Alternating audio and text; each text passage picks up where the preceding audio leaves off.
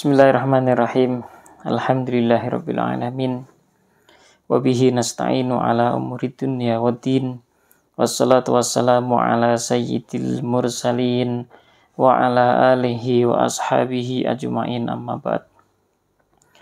Allahumma la ilma lana illa ma 'allamtana innaka antal alimul hakim. Allahumma anfa'na bima 'allamtana wa 'allimna ma yanfa'una wa zidna ilma. Allahumma arinal haqqa haqqa warzuqna ittiba'ah wa arinal batila batila warzuqna ijtinabah waj'alna mimman yastami'una al-qawla fayattabi'una ahsanah wa adkhilna birahmatika fi ibadika salihin, amin. Kali ini kita akan mempelajari rukun-rukun salat. Rukun sholat itu terbagi menjadi 3. Ada rukun qalbi bersifat hati, ada rukun qauli bersifat ucapan, dan rukun fi'li yang bersifat perbuatan atau pekerjaan. Rukun qalbi dalam sholat adalah niat, karena niat tempatnya itu ada di dalam hati. Ketika kita hendak sholat kemudian mengucapkan usolli fardal isya'i ma'muman, kemudian takbiratul ihram Allahu Akbar, hati dan pikiran kita kosong daripada niat ketika takbiratul ihram, maka sholat kita tidak sah. Walaupun kita tadinya sudah melafatkan niat kita. Ya. Jadi dalam madhab Syafi'i, niat itu harus berbarengan dengan takbiratul ihram. Hati kita meniatkan, lisannya mengucapkan Allahu Akbar, tangannya mengangkat. Nah, dalam madhab Syafi'i atau madhab manapun, semuanya sepakat. Kalau niat itu hanya ada di dalam hati. Wajib ya, wajibnya niat di dalam hati. Kalau hanya diucapkan saja, hati pikiran kosong daripada niat, maka jelas tidak sah niat tersebut. Jadi rukun qalbi dalam sholat yang pertama adalah niat. Kalau sholatnya fardu, yang wajib diungkapkan adalah 3 hal, yaitu qasdul fi'il, usolli, aku niat sholat. Yang kedua adalah fardiyah, fardo, bahasa Indonesianya fardu. Dan yang ketiga adalah ta'yin, menentukan nama sholat yang akan kita jalankan. Kalau zuhur berarti zuhri, asar berarti asri, isya berarti isya'i, maghrib maghribi, subuh subhi. 3 hal. Usolli fardal subhi, usolli fardal isya'i, usolli fardal maghribi. Ya, kalau kita makmum ditambah lagi makmuman. Usolli fardal maghribi makmuman, usolli fardal isya'i makmuman. Ini yang wajib kita ungkapkan di dalam niat. Selain daripada 4 hal ini, itu hukumnya tidak wajib. Seperti arba' raka'atin, talas raka'atin, raka'ataini, mustaqbilal kiblati, adaan, qadaan, lillahi ta'ala. Itu hukumnya sunnah. Yang wajib usolli fardal isya'i. Kalau kita makmum ditambah 1, makmuman. Kalau sholatnya itu sunnah yang berupa sunnah yang memiliki waktu atau memiliki sebab, maka yang wajib kita ungkapkan dalam niat hanya 2, yaitu qasdul fi'il, kalimat usolli, dan yang kedua adalah ta'yin, nama sholat yang akan kita jalankan. Contoh sholat duha, usolli duha, taraweh, usolli taraweh, witir, usolli witir, isyraq, usolli isyraq, ba'diyah maghrib, usolli ba'diyah maghrib, qobliyah isya, usolli qobliyah isya. Ya, kalau bahasa Indonesianya, aku niat sholat qobliyah isya, aku niat sholat ba'diyah maghrib, aku niat sholat qobliyah subuh. Itu 2 itu yang wajib kita ungkapkan. Nah, kalau sholatnya itu sunnah mutlak yang tidak punya waktu, tidak punya sebab, maka cukup 1 hal saja, yaitu qasdul fi'il, Kalimat usolli. Aku niat sholat. Dan ini diungkapkannya ketika berbarengan dengan takbiratul ihram. Lisan kita mengucapkan Allahu Akbar. Nah, ketika mengucapkan itulah kemudian hati kita mengungkapkan niat kita. Ya, rukun yang pertama adalah rukun qalbi, yaitu hati, niat. Kemudian yang kedua ada rukun qauli. Rukun qauli itu ucapan, rukun yang bersifat ucapan, dan rukun qauli di dalam sholat hanya ada 5. Yang wajib diucapkan di dalam sholat hanya ada 5.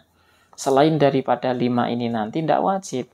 Ya, hukumnya bisa menjadi sunnah. Apa saja itu 5? Yang pertama adalah bacaan takbiratul ihram.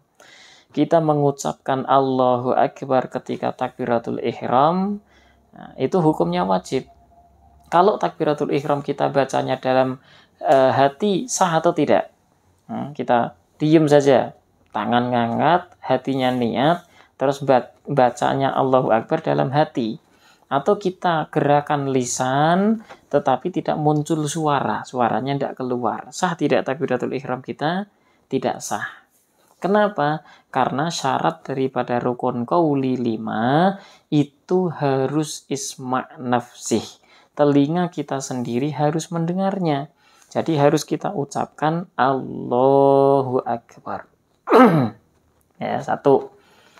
Bacaan takbiratul ihram. Kemudian yang kedua bacaan Al-Fatihah. Mulai Bismillahirrahmanirrahim sampai waladhdallin, seluruh hurufnya harus kita dengar. Dan harus kita baca dengan lisan kita suarakan. Sehingga telinga kita sendiri mendengarnya. Kalau Al-Fatihah kita bacanya dalam hati saja atau gerakan bibir tanpa muncul suara, maka Al-Fatihah kita tidak sah. La sholata liman lam yakra' bi fatihatil kitab. Sholat seseorang tidak dikatakan sah ketika orang itu tidak membaca fatihatul kitab, yakni Al-Fatihah.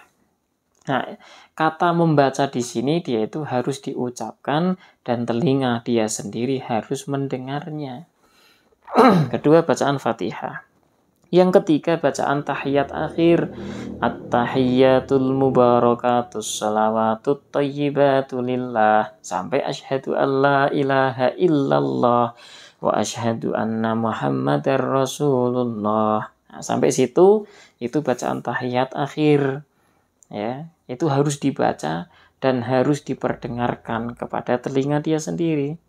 Yang keempat adalah bacaan sholawat ke atas Nabi Shallallahu Alaihi Wasallam di tahiyat akhir. Minimal bacaan sholawat adalah Allahumma sholli ala Muhammad, itu paling minimalnya. Ya, minimalnya seperti itu. Nanti kalau dibacaannya pakai sholawat Ibrahimiyah, kama shallaita ala sayyidina Ibrahim wa ala ali sayyidina Ibrahim, maka itu hukumnya sunnah. Yang kelima, yang terakhir adalah bacaan salam yang pertama. Assalamualaikum. Sampai alaikum saja. Memnya alaikum, maka sudah sah. Ditambahkan warahmatullah, sunnah. Tambahkan wabarakatuh, hukumnya sunnah. Jadi 5 rukun qauli harus kita baca, harus kita perdengarkan kepada telinga kita sendiri. Kalau kita bacanya dalam hati, sekali lagi, maka rukun qauli kita tidak sah. Ketika rukun qauli tidak sah, maka sholatnya pun tidak sah. Dan yang ketiga adalah rukun fi'li. Dalam sholat ada rukun fi'li 7. Harus kita kerjakan. Yang pertama adalah al-qiyam. Berdiri bagi yang mampu. Kita sholat fardu wajib berdiri. Kalau memang mampu berdiri. Kalau tidak mampu berdiri, boleh kita laksanakan sambil duduk. Nggak mampu duduk, tiduran miring, menghadap kiblat, tidak bisa, maka terlentang. Nggak bisa, ya udah disolatkan. Berdiri, wajib hukumnya. Setelah berdiri ada rukun fi'li berikutnya, yaitu ruku'. Setelah ruku' ada i'tidal, kemudian sujud, yang keempat. Yang kelima duduk di antara 2 sujud. Yang keenam duduk tahiyat akhir, dan yang ketujuh adalah tartib atau urut, ya, mulai dari berdiri, kemudian rukuk, i'tidal, bangun dari rukuk namanya i'tidal, sujud, duduk di antara dua sujud, duduk tahiyat akhir atau tasyahud akhir, dan yang ketujuh adalah tartib atau urut. Nah, itu 7 itu merupakan rukun fi'li. Para ulama ada yang mengatakan rukun sholat itu jumlahnya ada 14. Ada yang mengatakan 18, ada yang mengatakan 17. Kenapa itu berbeda? Karena mereka ada anggapan masing-masing. Jadi ada tumak ninah tuh. Ulama madhab Syafi'i mengatakan tumak ninah termasuk daripada rukun sholat. Apa itu tumak ninah? Tumak ninah adalah diem sejenak sekadar bacaan subhanallah. Itulah tumak ninah. Kalau orang rukuk kemudian diem sejenak sekedar subhanallah, maka sudah sah rukuknya. Kalau dia rukuk kemudian belum diem sejenak sekadar subhanallah, maka nanti rukuknya dikatakan tidak sah. Nah, itu rukun-rukun sholat.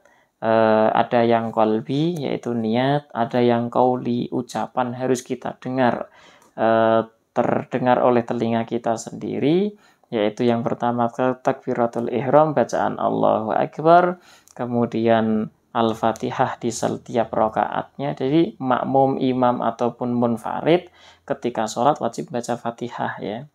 Yang ketiga adalah bacaan tahiyat akhir, kemudian yang keempat sholawat kepada Nabi di tahiyat akhir, dan yang kelima adalah salam yang pertama, Assalamualaikum, itu wajibnya. Kemudian yang ketiga ada rukun fi'li, pekerjaan, yakni ada 7. Yang pertama berdiri bagi yang mampu, kemudian rukuk, i'tidal, bangun dari rukuk, sujud, duduk di antara dua sujud, yang keenam duduk tahiyat akhir, dan yang ketujuh adalah tartib, melakukan itu semua dengan urut. Semoga bisa dipahami, dimengerti, kemudian kita amalkan. Wallahu a'lam bishawab. Wassallallahu ala sayyidina Muhammad wa ala alihi wa sahbihi wa baraka wa sallam. Walhamdulillahi rabbil alamin.